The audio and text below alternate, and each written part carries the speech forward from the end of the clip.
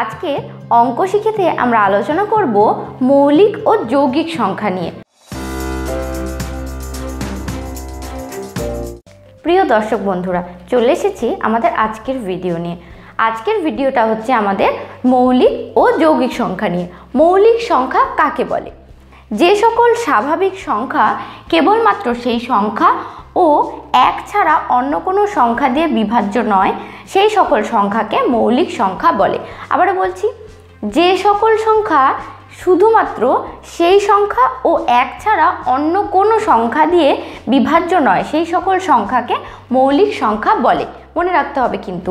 তাদের উদাহরণ হচ্ছে 2, 3, 5, 7, 11, 13, 17, 19 এবং আরও অনেক সংখ্যা আছে যারা শুধুমাত্র সেই সংখ্যা এবং এক দিয়ে বিভাজ্য, বাকি অন্য কোনো সংখ্যা দিয়ে এদেরকে ভাগ করা যায় না, তাই এরা হচ্ছে মৌলিক সংখ্যা।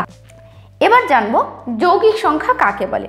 যৌগিক সংখ্যা যে সকল সংখ্যা এক এবং সেই সকল সংখ্যা ছাড়া অন্য এক বা একাধিক সংখ্যা দ্বারা বিভাজ্য, সেই সকল সংখ্যাকে যৌগিক সংখ্যা বলে।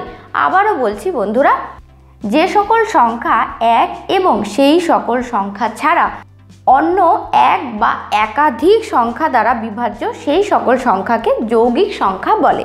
যেমন 4, 6, 8, 9, 10, 12, 14, 15, 16 এবং আরও 18 আরও অনেক সংখ্যা আছে যারা সেই সংখ্যা দিয়ে তো বিভাজ্যই, এক দিয়ে বিভাজ্য, অবশ্যই এক দিয়ে বিভাজ্য, এবং আরও অনেক সংখ্যা আছে একাধিক, মানে একের ঊর্ধ্বে আরও অনেক সংখ্যা আছে যেই সমস্ত সংখ্যা দিয়ে এই সংখ্যাগুলিকে ভাগ করা যায়, মানে এরা বিভাজ্য, তাই এরা হচ্ছে যৌগিক সংখ্যা। তাহলে খুব সহজভাবে মনে রাখতে গেলে যে সমস্ত সংখ্যাকে এক এবং সেই সংখ্যা দিয়ে ভাগ করা যায় সেটা হচ্ছে মৌলিক সংখ্যা, আর যে সমস্ত সংখ্যাকে এক এবং সেই সংখ্যা ছাড়াও আরও অনেক সংখ্যা দিয়ে ভাগ করা যায় তারা হচ্ছে যৌগিক সংখ্যা। এবার আমি অনুশীলনীর মাধ্যমে তোমাদের ছোট ছোট কিছু মৌলিক ও যৌগিক সংখ্যার অঙ্কের মাধ্যমে দেখানোর চেষ্টা করব। আমরা অনুশীলনের মাধ্যমে কিছু মৌলিক সংখ্যা এবং যৌগিক সংখ্যাকে সহজভাবে চিনতে পারবো। প্রথম অনুশীলনের আমার 1 নম্বরে আমি লিখেছি 1 থেকে 10 পর্যন্ত মৌলিক সংখ্যাগুলির যোগফল কত? 1 থেকে 10 পর্যন্ত মৌলিক সংখ্যাগুলির যোগফল কত?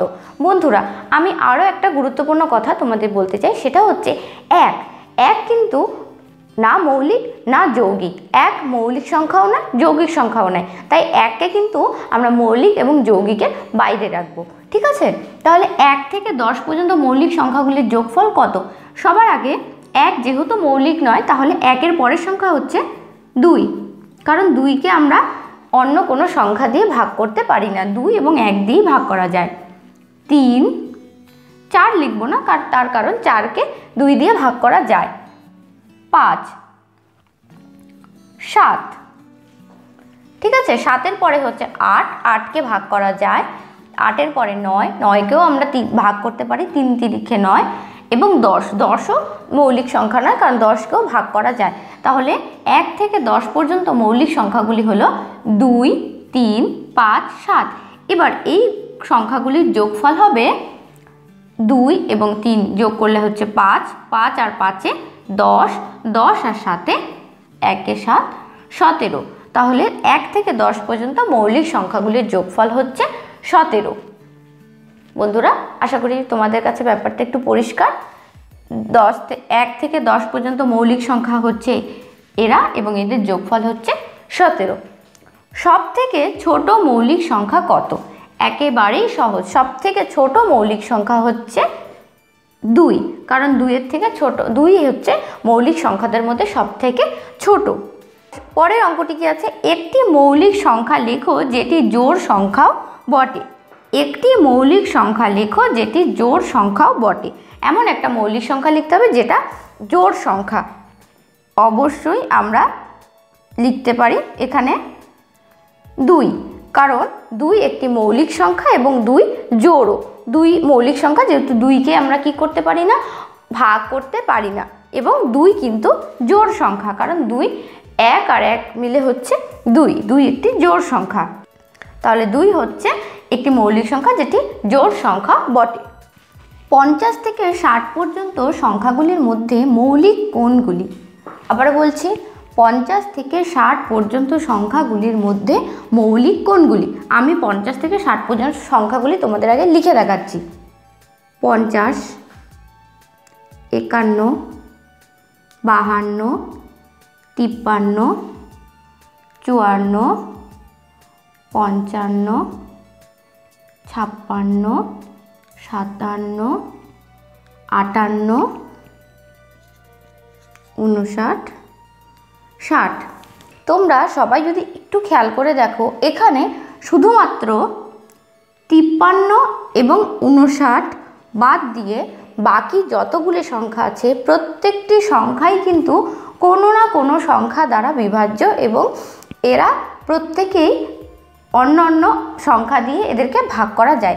তাই এই সংখ্যা দুটি বাদ দিয়ে বাকি সংখ্যাগুলি কিন্তু যৌগিক, কিন্তু বাকি এই সংখ্যা দুটি হচ্ছে মৌলিক। কারণ এই সংখ্যা দুটি মানে 53 এবং 59 এই সংখ্যা দুটিকে আমরা শুধুমাত্র এই সংখ্যা এবং 1 দিয়ে ভাগ করতে পারি, বাকি অন্য কোনো সংখ্যা দিয়ে এদেরকে ভাগ করা যায় না। তাই এরা হচ্ছে, এই দুটি সংখ্যা হচ্ছে মৌলিক।